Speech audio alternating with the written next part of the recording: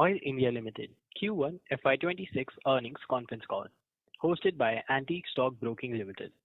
As a reminder, all participant lines will be in the listen-only mode, and there will be an opportunity for you to ask questions after the presentation concludes. Should you need assistance during the conference call, please signal an operator by pressing star then zero on your touchtone phone. Please note that this conference is being recorded. I now hand the conference over to Mr. Varatharajan from Antique Stock Broking. Thank you, and over to you, sir. Thank you, Manav. A very good morning to everyone. I'd like to extend a very warm welcome to all the participants as well as the management of Oil India Limited.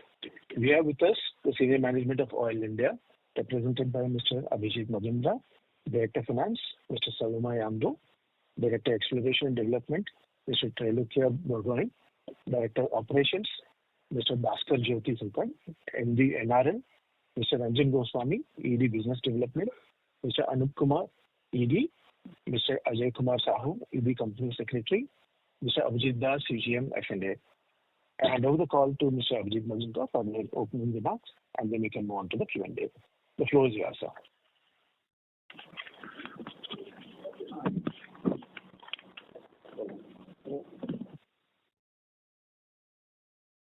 Thank you, Mr. Varatharajan. Good morning, ladies and gentlemen. A warm welcome to all the participants joining us for Oil India Limited's Investor and Analysts Conference Call for the first quarter of financial year 25-26. I am Abhijit Majumdar, Director of Finance at Oil India Limited. I am joined today by my esteemed colleagues from both Oil India and our material subsidiary, Numaligarh Refinery Limited. I would now like to invite our Chief General Manager, Corporate Finance, to present the opening remarks. Thank you, sir. Good morning, ladies and gentlemen, all who have joined in this con call. At the outset, I would like to thank Antique Stock Broking Limited for hosting today's analyst and investors call for Oil India Limited. Myself is Abhijit Das, the Chief General Manager, Oil India Limited, posted in a corporate office in Noida. Along with me, our senior management team has joined along with other colleagues. Mr. Abhijit Majumdar, our Director of Finance, Mr. Saloma Yamdo, Director Exploration and Development, Mr. Ajay Kumar Sahu, Executive Director, Company Secretary, and Mr. Sakit Garodia of NRL Finance team. Along with this team from our headquarters in corporate office in Noida, Mr. Goswami has joined from our field headquarters. He is ED Production. On behalf of the management, I welcome you all in our first quarter earnings calls for the quarter ended 30th June 2025. The final results of this quarter has been approved by our Board of Directors in its 517th meeting, which was held on 12th of August 2025 and has been duly published as per the requirement of the statute. Just a quick overview of our strategic steps which we have taken. Oil India continued its steady transition into the integrated energy company. On upstream front, we have been maintaining consistent growth in both oil and gas production on quarter-to-quarter basis. Our midstream pipeline expansion is progressing well and has been targeted. The downstream side expansion of Numaligarh Refinery is gathering momentum and going to get commissioned as planned in the phased manner. We are expecting to get it commissioned in the month of December 2025. Few operational highlights which has been taken place in this quarter, I just like to bring to the knowledge of this entire August gathering here. In production front, we are continuing in growth story during the quarter. Oil has pursued its efforts towards ensuring national energy security by sustaining oil and gas production from its mature fields in Northeast at 1.680 million metric ton oil and gas equivalent for the current quarter, as compared to 1.689 million metric ton of oil equivalent in the previous quarter of 25. We sustained momentum in our upstream operation. The crude oil production of the quarter stood 0.85 million metric ton. There had been a marginal decrease of 2% on year-to-year, but we have been achieving 1.07% on quarter-to-quarter basis increase in production of crude oil. The natural gas production for the quarter has reached 0.83 BCM. On quarter-to-quarter, it is increased by 2.61%, and on year-to-year, it is 1.1%. We have a good news during the quarter that during the quarter, oil has discovered an hydrocarbon discovery in Namrup Barat OLP block, which is in Upper Assam, and we have also commenced natural gas production from our Batitibba discovered small fields in Rajasthan in the district of Jaisalmer. This growth reflects our continued focus in well intervention and field development activities. So I would like to bring some glimpse of our financial highlights during the quarter. The average crude oil realization, there was a sharp decline during the quarter. It has decreased around 22% as compared to year-to-year basis. In the current quarter, we had a realization of $66.2 per barrel as compared to $84.89 per barrel. The natural gas price stood at 6.72 MMBTU, aligned with the regulatory benchmark as being guided by the Government of India. Our standalone revenue, we have registered a standalone revenue during the quarter of 5,012 as compared to 5,839 in the previous year. We have a marginal other income, but our total income during the year was 5,188 as compared to 6,001 in the previous year of the first quarter. Our PBT for the current quarter is 1,097 as compared to 1,974 in the previous quarter, in the previous year. And our PAT has gone down because of the sharp decline in the price of crude oil. We have registered the bottom line of 813 as compared to 1,467 in the previous year. We had a substantial other comprehensive income because of our strategic investment in Indian Oil Corporation. The share price has increased around 1,400 crores, or we are having 7.284 million equity shares of rupees 10 each. But we have a very strong other comprehensive income, and it has increased as compared to the previous year. Because of low PAT, our earning per share has gone down by rupees 4. We have earning per share of rupees 5 in the current quarter. The EBITDA margin has gone down from 43 to 34 in the quarter because of lower revenue and small increase in our operating expenses for providing provisions against our well assets. Two major things which has happened in the current year is that we have provided of 307 crores in our two Bangladesh block, which we have decided to increase in this quarter. Another provision which is having made of our another overseas joint venture is Gabon block, which is we have provided of 207 crores because of non-performing as per the plan. Our performance from our material subsidiary, we have Mr. Garodia with us to answer all your questions. But the revenue of our material subsidiary is 6,208 crore during this quarter. The refinery has been operating at a capacity of 106%. We had a crude throughput of 799 TMT as compared to 764 TMT in the previous financial year. The EBITDA of our material subsidiary is 786, and the PAT is 488 crores. The consolidated performance of the company has sustained a consolidated PAT of around 2,047 crores in spite of dip in PAT in the standalone profit. The major reason of increase in the group performance is contribution from our material subsidiary, and our performance from our foreign subsidiary for our Russian investment. They have contributed 544 and 780 crores respectively, where they registered a better group performance for the quarter.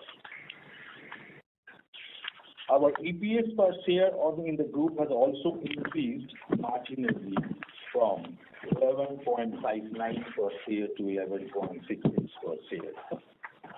With this, I'd like to share my closing thoughts with you before I hand over to the gathering to pick up the question and answer session. Oil India has delivered resilient and disciplined performance in the first quarter of the current financial year, supported by its operational stability and prudent financial execution. As we look ahead, our focus remains on execution, excellence, production growth, long-term value creation across portfolio of our company. With this, I like to conclude my remarks and welcome you all in the questionnaire session. But a request is that kindly put up 2 queries per participant to allow time for all. Thank you, sir. Thank you very much, sir. We will now begin the question and answer session. Anyone who wishes to ask a question may press star and 1 on their touch-tone telephone. If you wish to remove yourself from the question queue, you may press star and 2. Participants are requested to use handsets while asking a question. Ladies and gentlemen, we'll wait for a moment while the question queue assembles.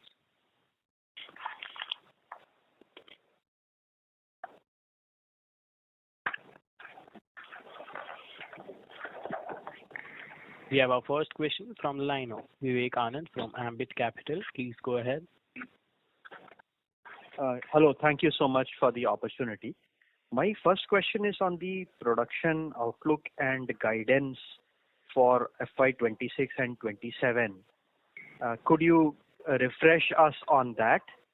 And that's my first question. The second question is on the capex that you have been guiding for FY26 and 27. If you can give us the number as well as the split across key projects like contribution to NRL and also the upstream operations and other areas like CBG. Thank you.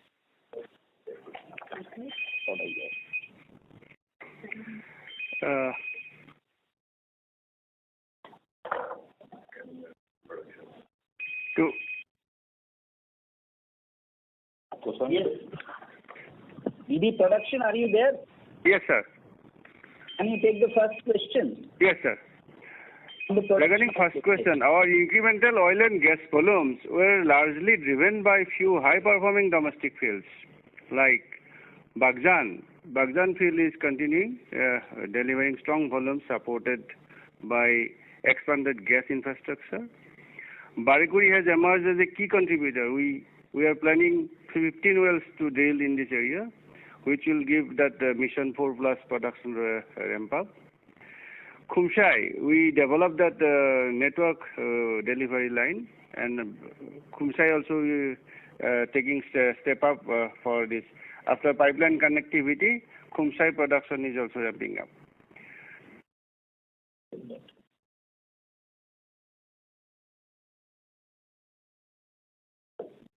Hello. Yes. Sir, would you be able to help us with some quantitative guidance on FY26 and 27? I believe the last time you had highlighted 3.5 MMT of oil and 3.7 for oil and 3.5 for gas, if I'm not mistaken. Yes. So our actual achievement for 24-25 has been 3.458 for oil and 3.341 for gas. 3.252 for gas. Now for 25-26, we have set a target of 3.70 yes. MMT for oil and 3.40 for gas. 3.659 for 3.65 for gas. Does that answer your query, or you want data for 26-27 as well? Yes, the latter would be helpful. 27 also would be great. 27 is 3.95. That's crude oil MMT. And natural gas would be 4.31. All right, sir. This is very helpful. If you could just address my second question, that would be great. Can you repeat the second question, please? That was Yes, on CapEx, the right? capex for FY26 and 27, along with some details of the area. Finance is taking that question. He's replying. Yes. In the previous year, as you have all known, that there was an increase in our capex expenditures by 123% as planned. For 25-26, we have planned 6,995 crore, or you can say 7,000 crore. That is at the standalone level, right? Yes. Oil as an upstream entity. Yes, please continue, sir. And during this quarter ended, what we have achieved for our capex expenditure is for exploration and development. We have already spent around 1,100 crores. For our capital equipment and facilities, it is around 900.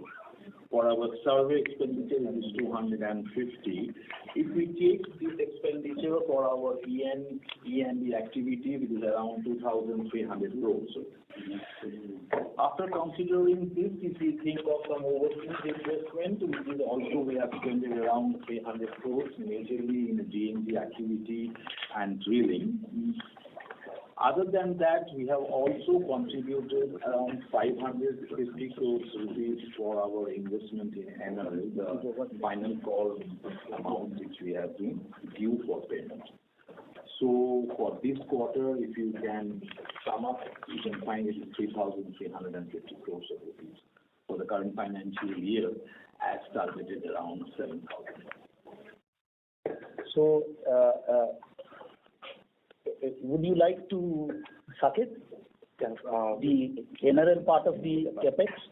With regard to Numaligarh Refinery, the capital expenditure target for the current year is around 9,133 crores, which is largely on account of the expenditure to be made in its current refinery expansion plan and the petrochemical unit that will be coming up.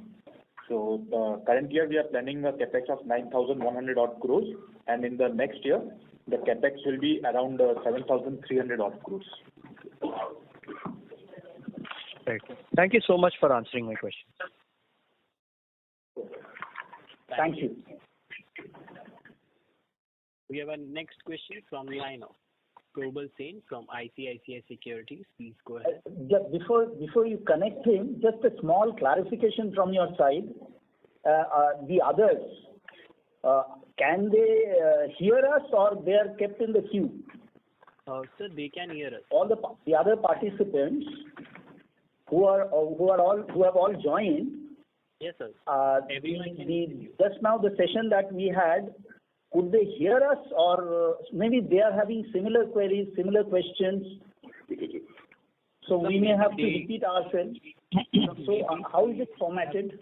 Joined late, that's why, but they can hear us. They can, Yes. if we so wish. Yes.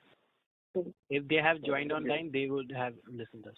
They will be able to hear us. No? Yes. That's fine. That's fine. Questions could be repeated. Yes, many of them may be having same type of questions. Okay, please. Yeah. Please Can I go ahead, sir? Yes, please. Yeah. So just about this Russian investment that was mentioned, that it has actually contributed to the income, the consolidated. Just wanted to understand where does how is the payment mechanism actually working at this point of time?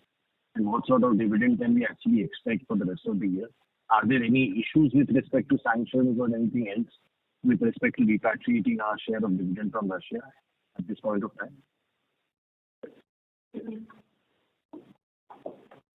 You have any other question or that's all? The second question, sir, was with respect to CapEx. I did not get the audio completely. I just wanted to clarify that the FY26 guidance mentioned was 6,995 crores. Just wanted a clarity on that. Is that the correct number? Yes. Yes, that's the right number. Yes, correct. Okay. All right. So then this is the Russia part was the main question that I had.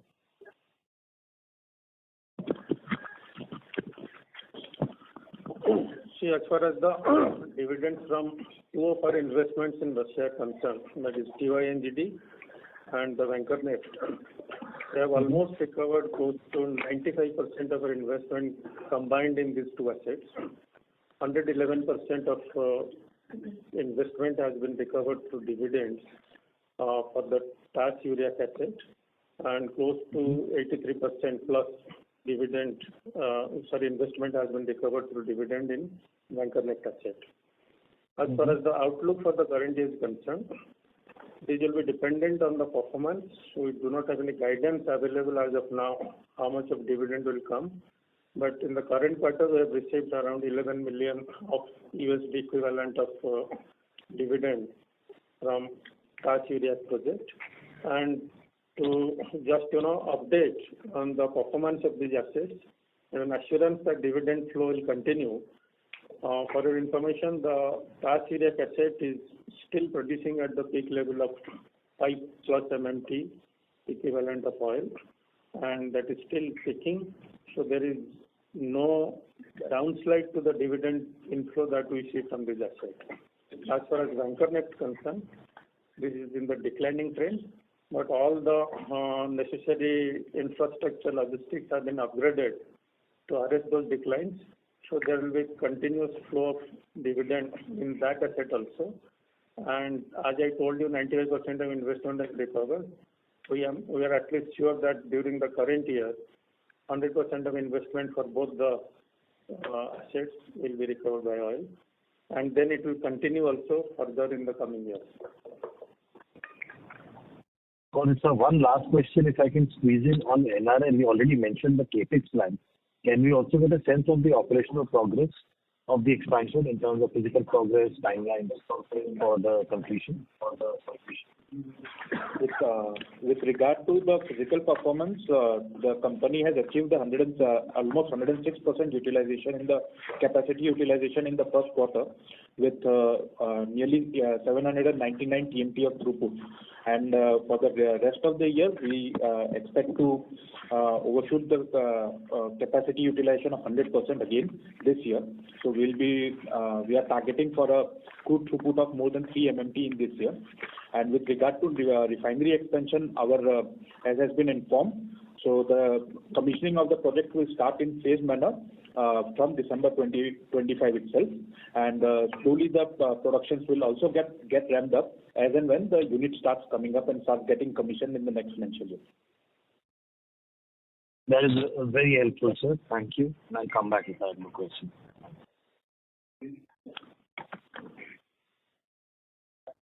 Thank you. We have our next question from the line of Karen Kwan from Pine Bridge. Please go ahead. Oh, hi, management. I have a couple of questions. The first question is, as we're upstream operator, it seems like we won't have too much direct impact from the U.S. tariff. But from the indirect impact front, we could. Can you comment on what sort of impact do we see from the U.S. tariff? And also, what sort of oil price expectations do you have for the next 12 months? And secondly, sorry, I could not hear the fiscal year 26-27 sort of capex number. Was it 7,300 for the fiscal year end 27 March? And also, lastly, can you give us any updates in terms of previously we were looking into doing some trial runs for the hydrogen cell e-buses and the solar project collaboration with HPPCL. Just some updates on the ESG fund for renewable energy and, any new sort of renewable energy capacity that will be online for the next 2 to 3 years. Thanks a lot.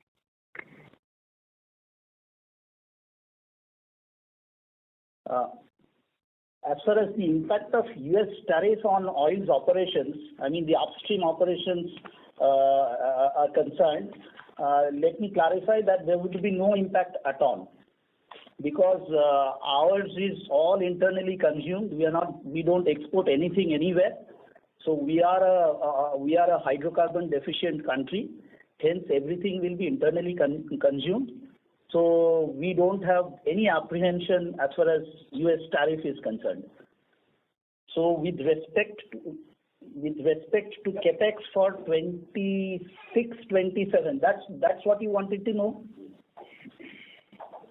Yes, because I heard for the first one, FY25-26 is 9,133 crores from the previous question, and then I heard 7,300 crores for fiscal year 26-27.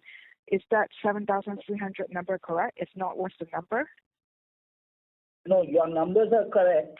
However, we have a material subsidiary who would be investing about 9,100 crore for 25-26, and oil as parent would be investing 6,995 crore. These are all investment numbers for 25-26. As far as 26-27 is concerned, sorry? Oh, no, please go ahead. Okay. So as far as 26-27 is concerned, oil would be investing 7,585 crore, covering the various heads under which the investments will be made, and NRL number 7,300. And NRL investment would be 7,300 crore. So total would be 14,000 plus crore. I see. For 26-27. Thank you. Yeah. Okay. Welcome. And can you just quickly comment on the ESG side? Thanks. Yes. Yes. We have earmarked a sum of rupees 25,000 crore to kind of achieve our net zero target by the year 2040. So investments will be made in different segments, starting from solar, wind energy. We are also into CBG, which is the compressed biogas produced from,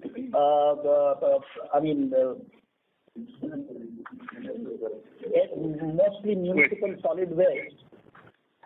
So these are some of the projects.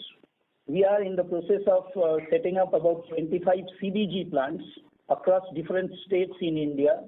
We have already tied up with a few states already. The MOUs and other agreements have already been signed. Additionally, we are going to set up nearly 1.9 gigawatt of solar energy, mostly in 2 states, one of which is in the northeast, Assam, and the other one is Rajasthan. In these 2 states, we will be setting up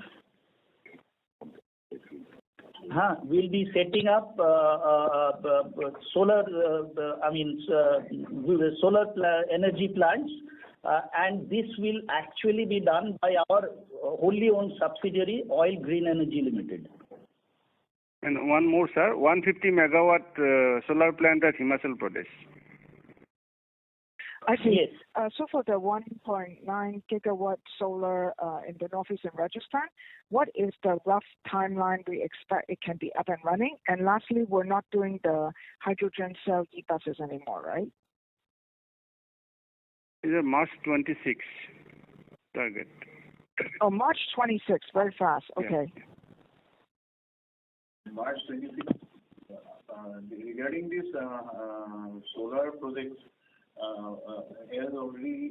sir has already told. So we are aiming 645 megawatt in Assam and 1 gigawatt in the state of Rajasthan and 200 megawatt green energy projects in Rajasthan. And as far as Himachal Forest is concerned, so we are already establishing a 1 megawatt capacity of a green hydrogen plant in a place called Bading in Himachal Forest. EPC contract has been awarded and the work is in progress right now.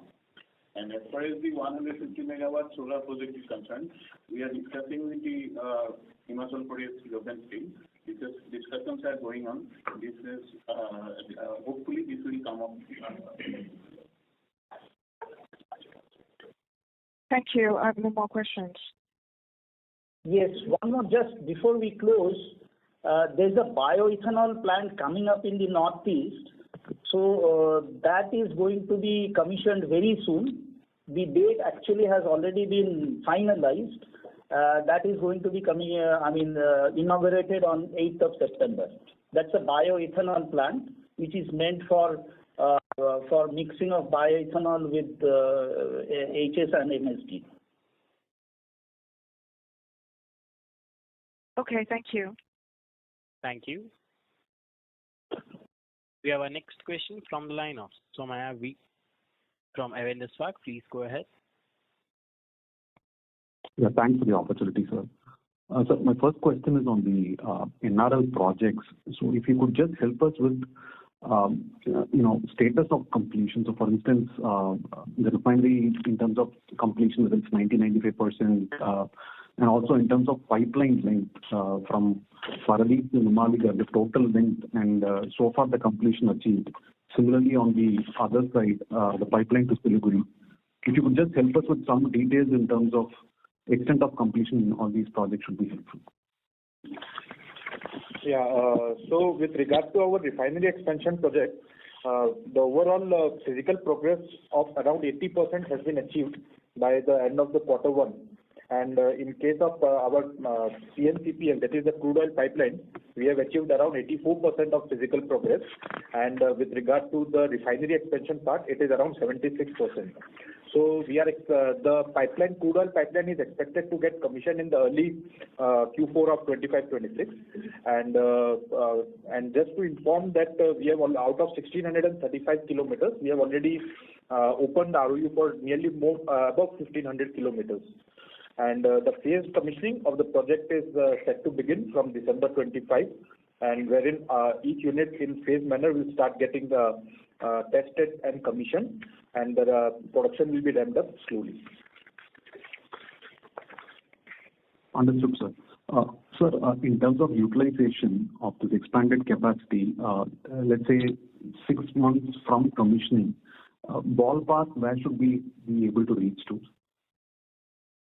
So we are expecting that in the second half of financial year 26-27, actually additional output from the NREP will start coming in. However, in the initial stage, the production levels will be around 40% additional, and then going forward, we are expecting that in the financial year 27-28, we will have a output of nearly 80% from the new refinery.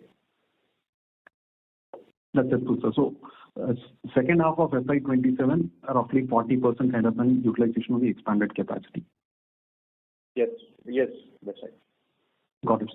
Sir, also on the upstream part, in the quarter gone by, were there any shutdown by customers that impacted our production? And also for this quarter, are we seeing any shutdown-related impact to production? Yes, sir. This shutdown of non-upliftment of gas is affecting our production. We are shutting our wells frequently. So once it is that connection, as usual connectivity is built up, and DNPL also get that permission, and it will be that production will ramp up. Yes, sir. I was just trying to understand whether the last quarter, whether any fertilizer or any other industry, there was a shutdown that led to marginal decline. So just want to understand on that. Yes, sir. Yes, sir. That shutdown is one is that BCPL. They have shut down for more than 20 days. Then BVFCL also have shut down. Numaligarh also some amount they have taken less. So all these are APL, they are taking maintenance jobs. So these are affecting our production, sir. Now, these are now started taking gas. I think the LPG plant was also shut down for a month. LPG plant also shut down for a month, yes, sir. Got it, sir. So one last question on the other expense. This run rate has been higher. So for instance, this quarter it's around 1,700 crores. So one is this 300 crore provision related to the Bangladesh asset. But I think in the opening remarks you also mentioned another 200 crore provision. So total 500 crores of provision is within this 1,700. That's the first part. And second, in general, this run rate has been going up last 2 or 3 quarters. If you could just help us with some finer details as to... Get the last part of your question. One is the normal on provision, and what is the other part? Other part is, your other expense, the breakup that you give as part of the financial... Is only. However, what exactly... See, Bangladesh was actually, it is flowing from the previous year. Bangladesh, we had our performance bank guarantee invoked by Petro Bangla, which is the equivalent of DGH in Bangladesh. So, with respect to some MWP, our BG was invoked. However, both the companies, as you know, that we are in partnership with OVL, so both of us decided to quit from that particular project. So these 285 crore roughly, which the amount was invoked in the previous year, and this was charged as expenses in the current year. This has got nothing to do with the current year as such. It is just flowing from the previous year. And there were a few other wells, which is a regular kind of a thing in an E&P business. We have more provisions with respect to few wells. There were basically 2 wells. One is Michaki and the other is Bhoju. These are the 2 wells in respect of which we made provisions. However, studies are going on, and if we get to see some better results in the days ahead, possibly we might take a different call and reverse it. That decision is yet to be taken. These are broadly the provisions that we have taken in our books in the current quarter. Got it, sir. Sir, I was just looking at this, the total other expense breakup of the 1,700 crores. So there you have your contract cost, expiration. On an average, we take about 400 crore of provision annually. But this time, because of Bangladesh, which by itself took away 285 crore, apart from that, others are regular provisions. They are nothing, these are not operational hiccups. These are normal provisions which any E&P company would take, and we have also taken.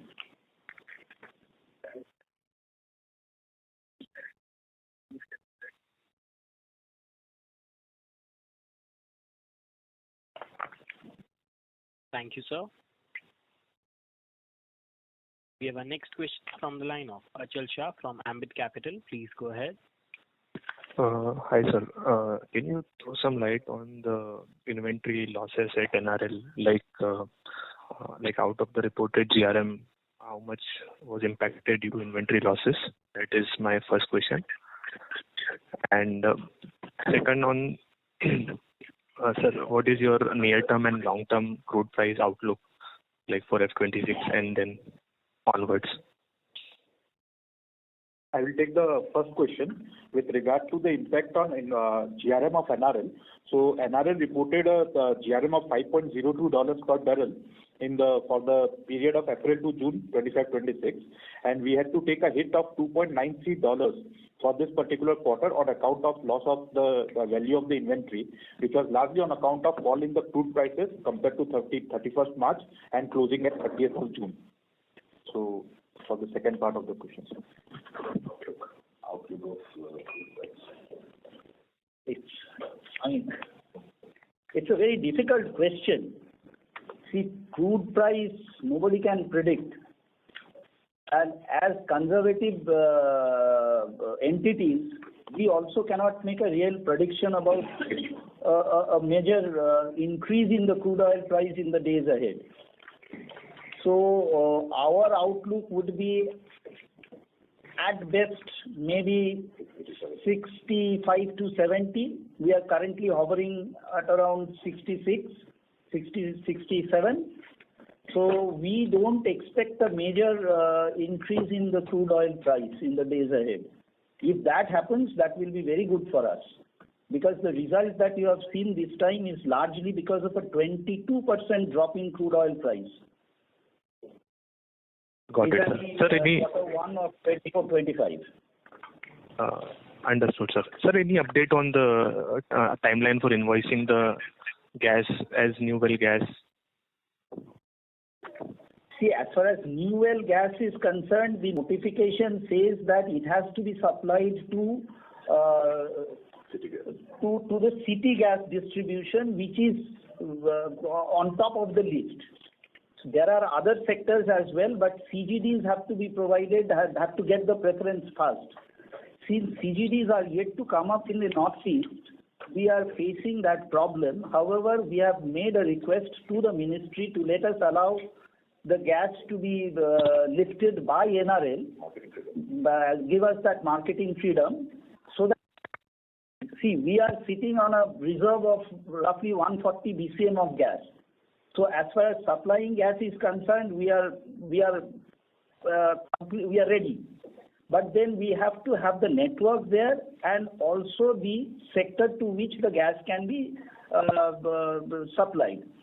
Now, if CGDs have to be supplied, then we'll have to wait, because CGDs will come up, it will take some time. Maybe, not before 28. But in the immediate term, if we are permitted to supply gas to NRL or other producers, then we are okay. We have made a request to the ministry. If that is granted, maybe we will be able to fetch the premium that the notification provides for. Understood, sir. Thanks. That's it. Thank you. We have our next question from the line of Vaibhav Bharajatya from Honesty and Integrity Investment. Please go ahead. Yeah, hi, sir. Thanks for providing me the opportunity to speak. So I have two questions on the Northeast gas pipeline network. So first is, the gas flow that can happen from Numaligarh to Barauni. Whenever we ramp up our production, I think from that connection is still not fully ready as per my knowledge, because there is some compressor. Guwahati station has to install some compressor station which has not yet started. So I just wanted to understand what is the status on that compressor station, and when that can be commissioned so that full gas flow can be established.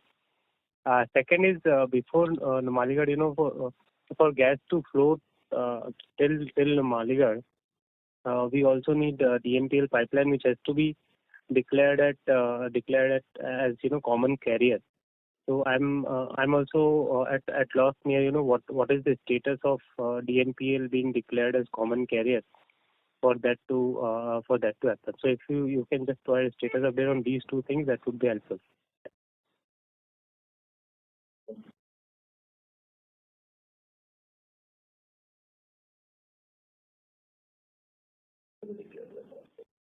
See, presently the infrastructure is like this. DNPL is already there, which is supplying roughly 1 MMSCMD of gas to Numaligarh. And that capacity is now being enhanced. It would be able to supply roughly 2 to 2.5 MMSCMD of gas. Now, that is independent of whether DNPL is designated as a common carrier or not, because this is happening already. Yes. Now, second part of the we are yet to get clearance from the ministry for the feeder line. Feeder line which will run parallel to the existing DNPL line. So that would actually supply gas to Numaligarh and beyond, because that will be part of the IGGL network that is being commissioned. So IGGL would certainly be the common carrier in this case. Whereas DNPL will play a limited role to the extent that it would supply gas to the customers, various customers in the Northeast to whom they are already supplying. Beyond this, if the gas has to flow beyond Numaligarh to other parts of the country, you need the IGGL network, which is the first phase. And that first phase is already commissioned. There's no compression issue, nothing is there. But because the lower end is not connected yet, or the upper end, I'm wrong, upper end. This is upper end is not connected yet. We are unable to kind of inject gas into the system so that it can flow to Numaligarh and beyond. Right. Yeah, sir. My question was on that. Onward flow from onward flow itself. So on the phase 1 itself. So I think if the gas has to flow from Assam towards Burani, I think at Guwahati we need compressor station, right? Otherwise the gas will not be able to flow freely till Burani. I think that compressor station commissioning is still pending, if I'm not wrong. That compressor station already commissioned at Baihata, near Guwahati. Okay, that has been commissioned. Okay, so the only hurdle is basically our upstream connection. Upstream connection, connecting. And there's no proposal as such to use DNPL itself to supply to other customers apart from Numaligarh and local, gas consumers. There's no proposal as such to declare DNPL as a common carrier.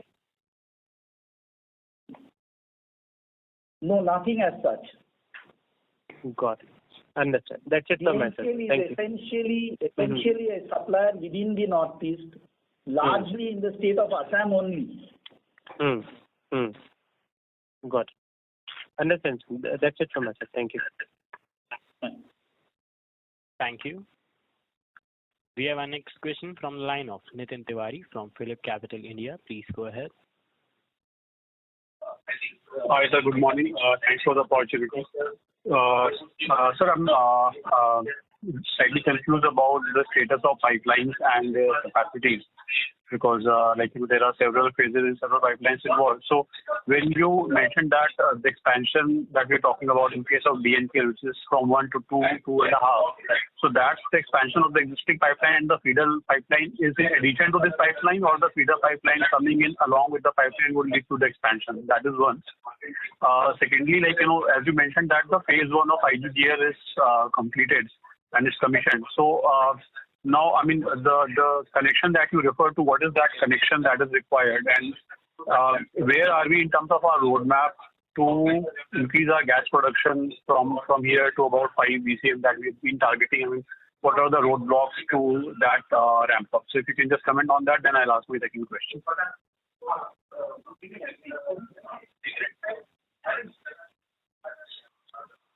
It was a very long one, and I couldn't hear you properly. Anyways, whatever I have understood of the question, see, we are presently, our production is 3.2, and we are supplying the entire gas to the various customers located in the Northeast only.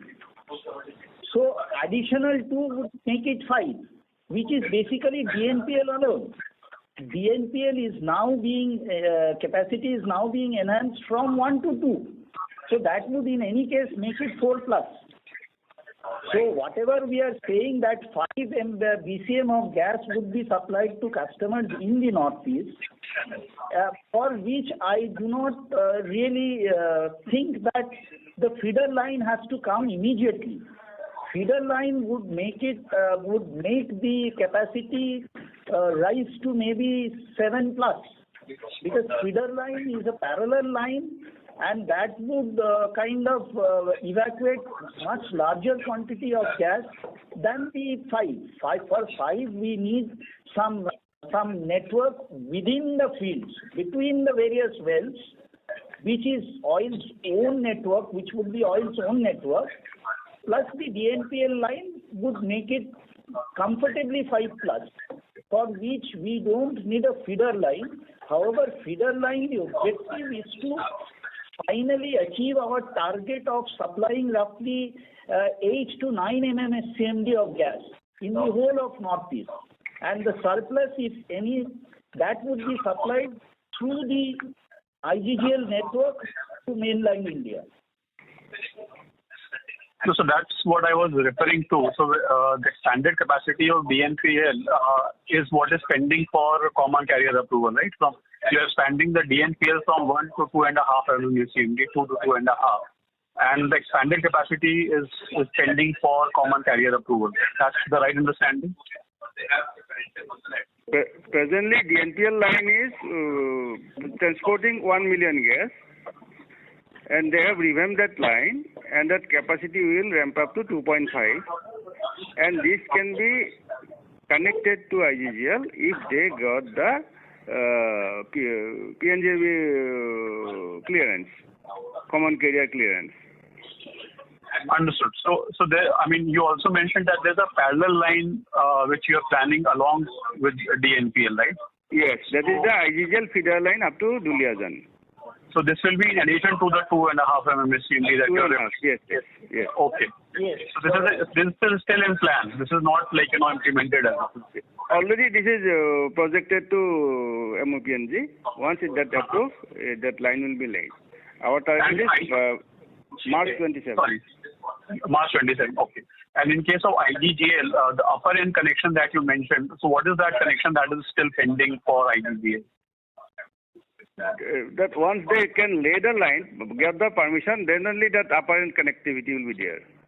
No, sir, this upper end connectivity is where? I mean, where is it connecting? At that oil field at Duliajan.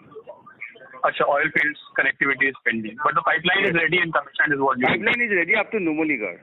To Numaligarh to this oil field Duliajan, it is around 165 plus kilometer. Once that permission is given by ministry, then that Duliajan oil field will be connected. Oil India field will be connected. Understood, sir. And sir, my second question is with respect to the gas pricing, which was, a caller also raised earlier in the call.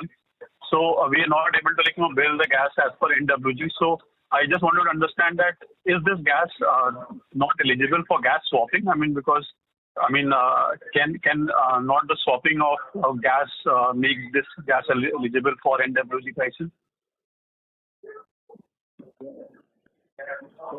By swapping, I mean. Is it your question? What exactly you mean by swapping?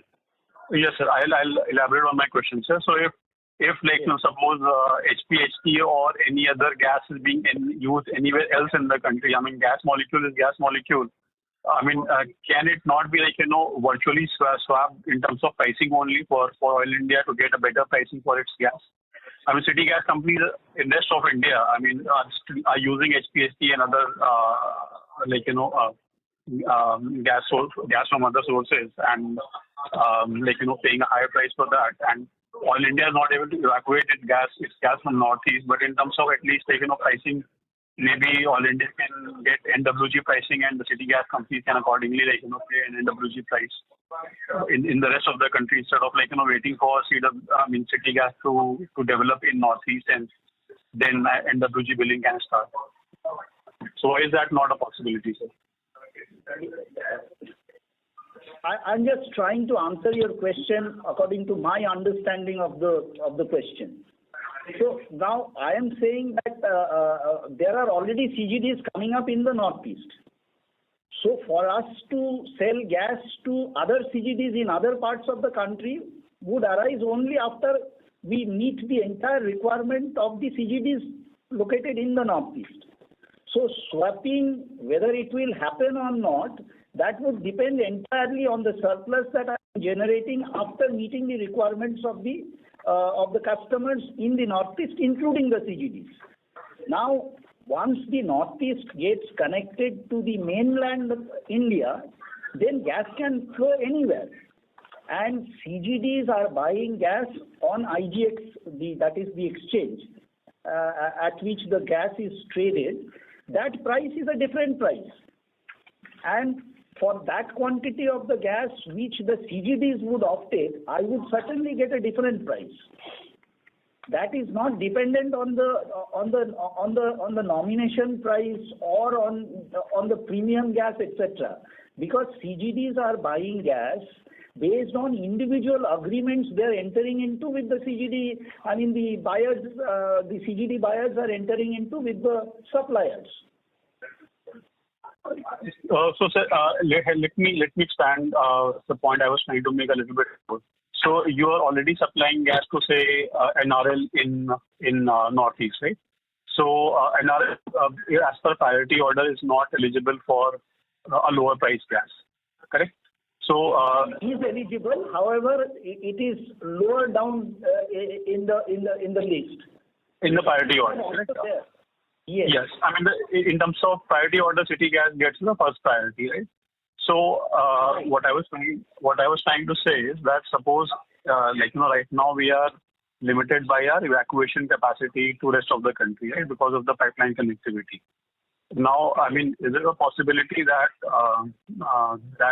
city gas companies in rest of the country, because they are buying gas from exchange for HPHT, whether it's HPHT or any other gas for their consumption?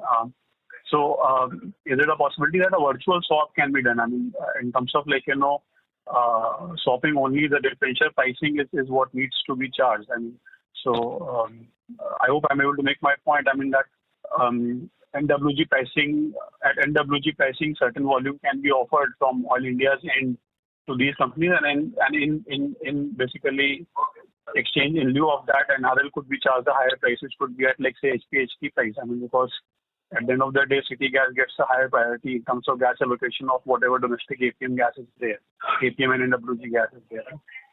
So that's what I'm trying to get at, because I mean, because our problem is that unless city gas develops within Northeast, till then you won't be able to bill on NWG, right? Until that happens. See, we have made a request to the ministry to let us sell gas to NRL, because the NRL is a steady customer, not just a customer. There are material subsidies.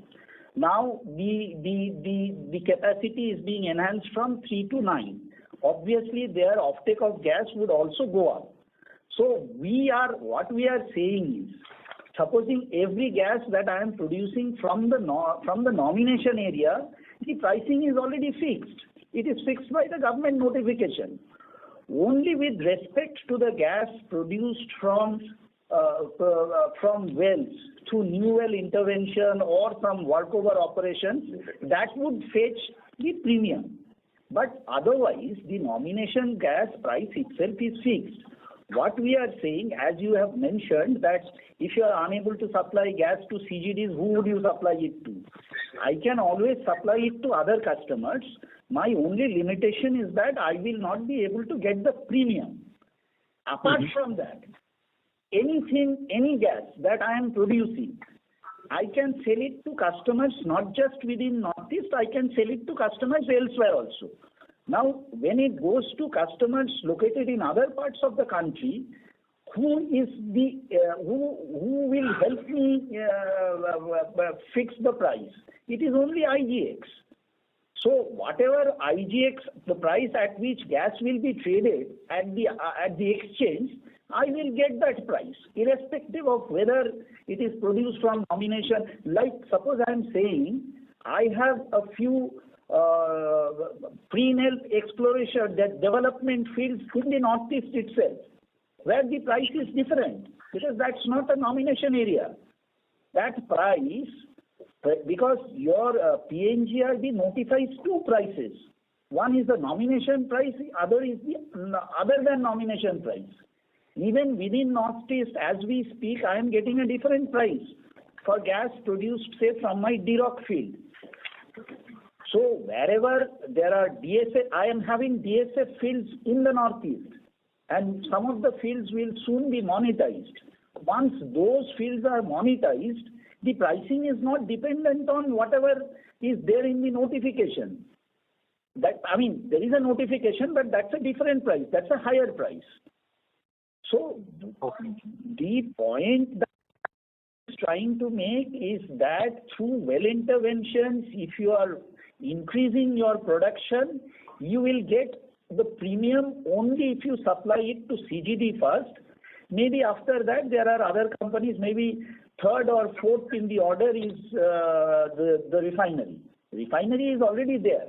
Now, our point is that since refinery, for the refinery to finally get commissioned and finally operate at its full potential, it will take some time.